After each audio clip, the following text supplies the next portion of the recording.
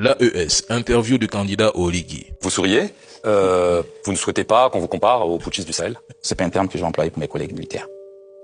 Ce n'est pas la peine, à chaque fois, de jeter la pierre sur les autres.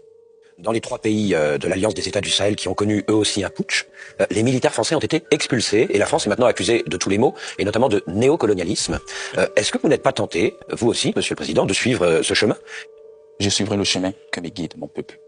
Si on mentionne le Sénégal, la Côte d'Ivoire, le Tchad, partout, les militaires français quittent l'Afrique, sauf ici au Gabon. Pourquoi cette exception gabonaise et est-ce que vous pensez aussi qu'il faut que les militaires français partent? Les Français sont la bienvenue ici.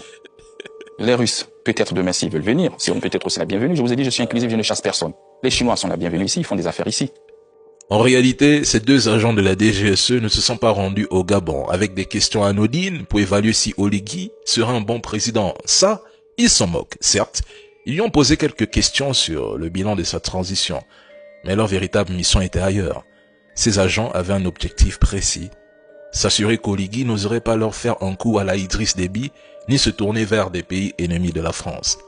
Vous êtes au Gabon, un pays dont les réalités géopolitiques diffèrent de celles de l'AES et vous le harcelez pour connaître sa position exacte là-dessus.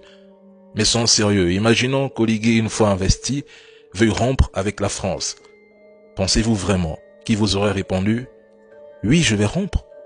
Mais regardez Idriss Déby que vous avez encensé, félicité pour sa bravoure et sa ligne politique. Au final, il vous a chassé de son territoire et a dénoncé vos accords.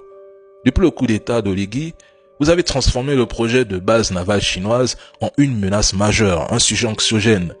Mais vous êtes dans une posture où s'il disait « Oui, je vais rompre », vous le dégageriez sans attendre.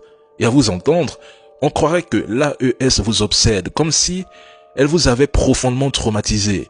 Lundi, l'AES, mardi, l'AES, mercredi, l'AES, jusqu'à dimanche, c'est l'AES. Tous les jours, c'est l'AES. Je sais pas si c'est Ibrahim Traoré qui vous a traumatisé, mais à un moment donné, ressaisissez-vous. C'est très important, c'est capital à la limite. See you la fin.